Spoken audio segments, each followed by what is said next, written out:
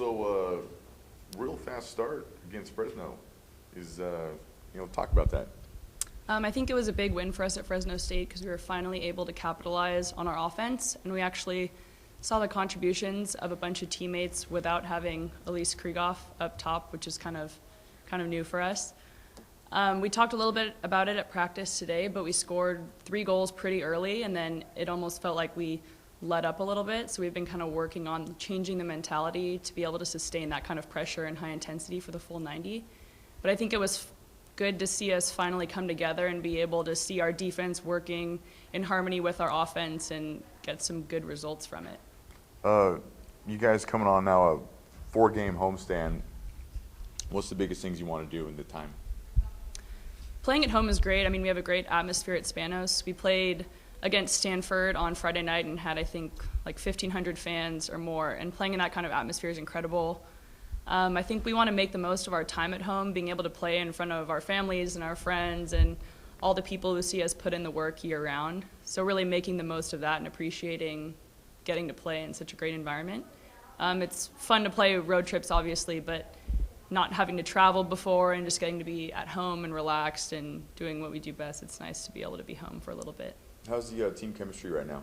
The team chemistry is great. I think we've had a lot of talks as a team, especially as captains. Alyssa and I kind of talk about how we feel the team chemistry is going and how is everyone meshing together. Are we integrating the freshmen? And I think this year we felt better than any year about integrating the freshmen immediately. We work a lot to build a team standard, which we have written out on a piece of paper that our coaches and players, we all kind of have memorized. And I think that's really helped us in kind of creating this standard for what we expect out of the person and out of the athlete for each one of our players. And so we've had some great team chemistry, and I think we're finally starting to see that manifest itself on the field in terms of like knowing each other's roles and where we are and the communication. I think this past weekend with Stanford and Fresno is the best we've seen in terms of all of us being on the same page and kind of meshing together on the field. You guys have played the top 2 teams in the country now, and you held Stanford for 83 minutes to no goals. What do you think that says about your guys' team, especially defensively, and what did it take to hang on for that long against such a top-level team?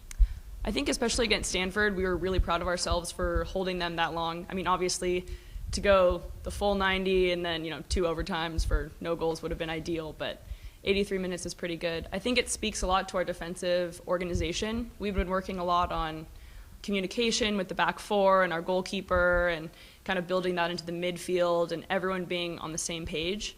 And I think for Stanford, we finally had the confidence after having played Virginia, the #1 team in the country, where we knew that we can hang with the best in the country. And having that confidence and having played against some great opponents the week before, it was exciting to go into the Stanford game with a little more confidence and a little more like being able to play to win rather than just play not to lose. So I felt like our defensive organization was probably the best it's been, and being able to sustain that for not just one half, but even go almost the entire way. It's like we're scratching at the surface of what we're capable of, and I think that's really exciting.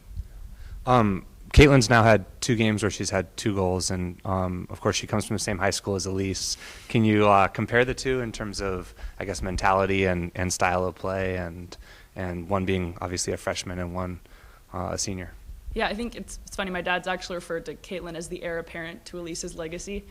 But, both of them, they actually have kind of different styles of play. Elise is strong and likes to turn on people, and Caitlin is, crafty and quick and speedy. So they actually work really nicely together, which will be fun when we have Elise back to see what they can do.